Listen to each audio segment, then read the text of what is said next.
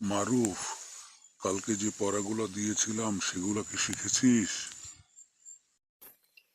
জি দাদু, খুব ভালো মতো শিখেছি।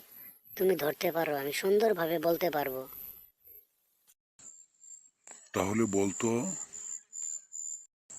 ম্যাঙ্গো মানে কি? বল, ম্যাঙ্গো মানে কি? দাদু, ম্যাঙ্গো মানে আম। ম্যাঙ্গো মানে হলো আম।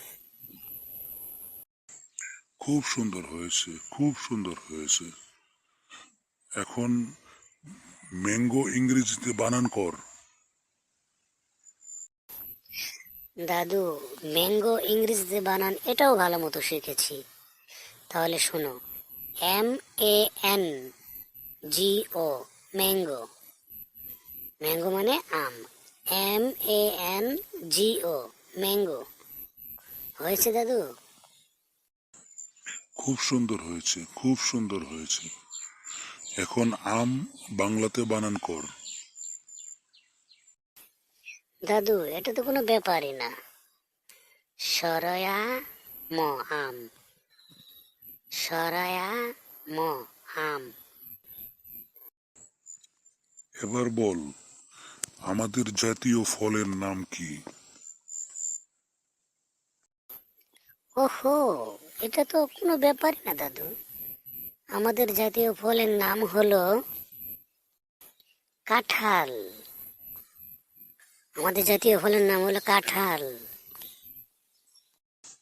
বেশ বেশ, খুব সুন্দর হয়েছে। এবার বল, আমাদের জাতীয় পাখির নাম কি? ওহো, এটাও তো কোনো ব্যাপার না। আমাদের জাতীয় পাখির নাম দোয়েল। আমাদের জাতীয় পাখির নাম দোয়েল।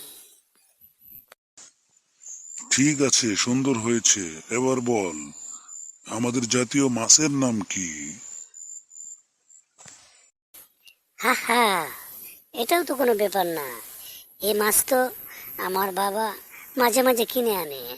আমাদের জাতীয় মাছের নাম হলো ইলিশ। আমাদের জাতীয় মাছের নাম হলো ইলিশ। অনেক সুন্দর হয়েছে, অনেক সুন্দর হয়েছে।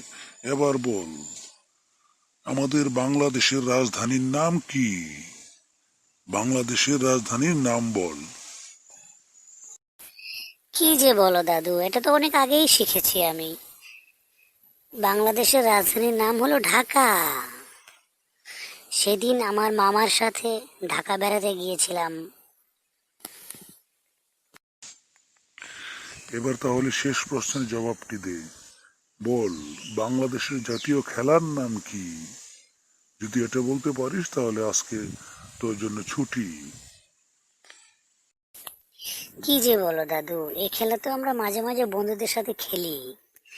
বাংলাদেশের জাতীয় খেলার নাম হলো হাডুডু। হয়েছে দাদু, হাডুডু। গুড গুড, খুব সুন্দর হয়েছে।